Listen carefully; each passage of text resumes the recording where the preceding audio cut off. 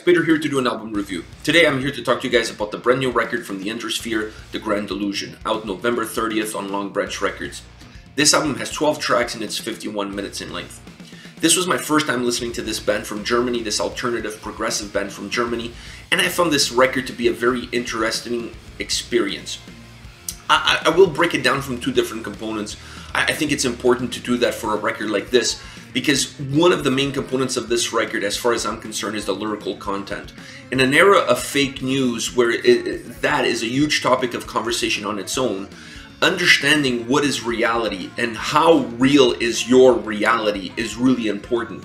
We live in an era where everything is fake or could be fake, and it's very hard for us to disseminate what is real from what is not real. This album really touches on that topic. It really expands on it, if you will, on that discussion.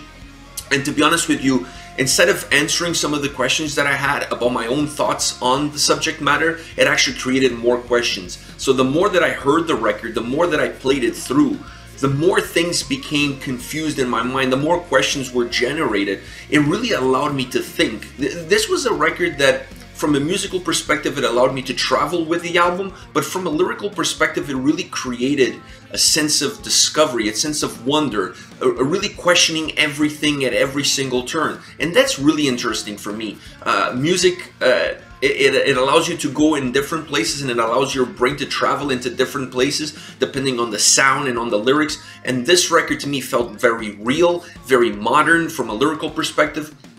Very important, if you will, and it really made me think, and that to me was the key component. One thing that really allowed me to get glued to the record, be interested in the record, and not put the record away after one or two spins. It really allowed me to listen to the record more because it just allowed me to think about my inner thoughts and my inner feelings and how I relate to the topics of conversation that each song brought about on this record.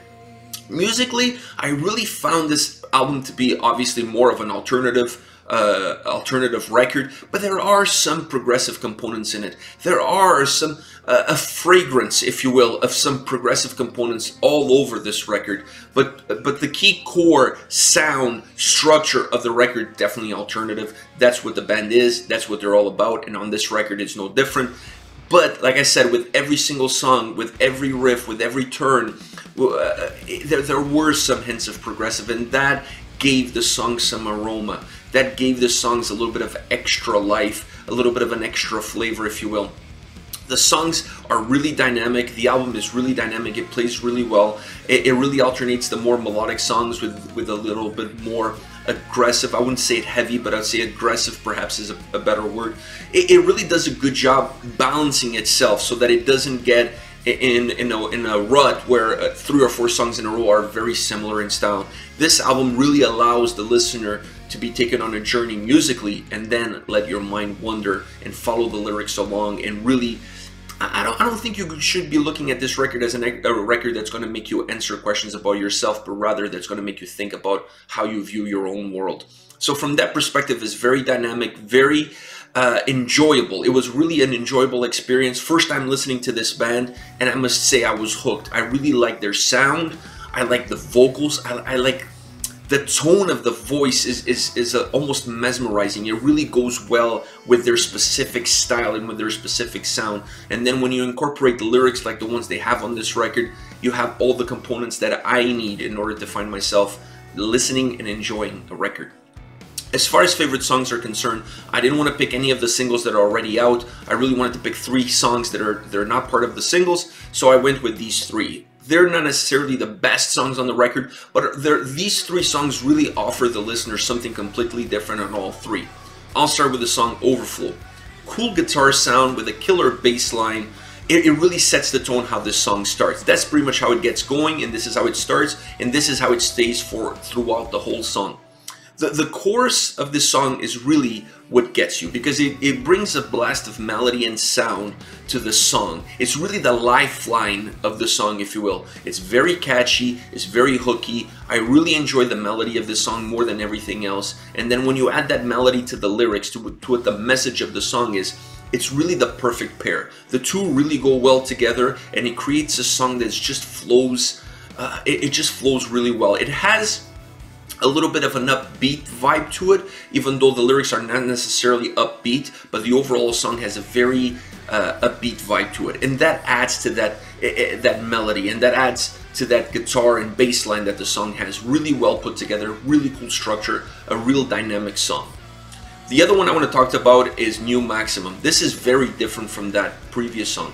This is a more methodic, more melancholic song, if you will. Not as happy, all right? Like, not that the previous one was a happy song, but this one definitely has a different vibe to it, has a different aroma to it.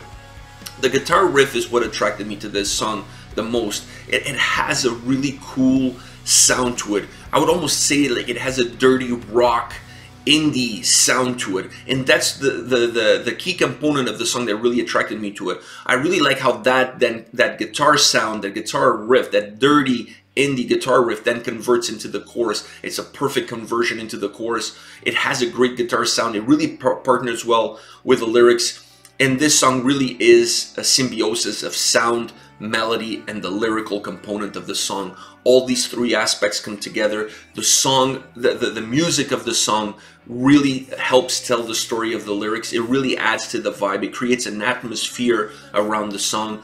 A more, like I said, more methodic, slower paced song. Still beautiful, really well put together, really cool structure. And like I said, the guitar riff, the guitar sound, that dirty sound, it was one of the key factors for me in really enjoying this song. Last but not least, this is my favorite song on the record. I have no doubts. I cannot stop playing this song. You Feel Better When I Feel Bad. The title of the song was the first thing that really sparkled my interest, if you will. I saw the title of this song and I thought, what a cool title to a song. How many of us have felt that way?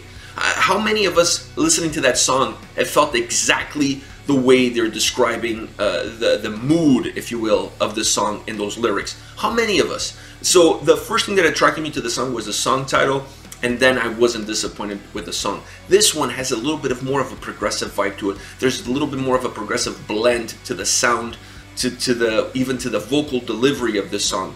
But this song is absolutely mesmerizing. I love the chorus of this song. The chorus of this song, it employs so much dynamic to the song. It gives so much life to the song. It picks up the tempo of the song. Everything comes together. The chorus is the perfect storm, and it really is really catchy, is really hooky, and I was singing along to the chorus at the second time that I heard the song. Very earworm-like song.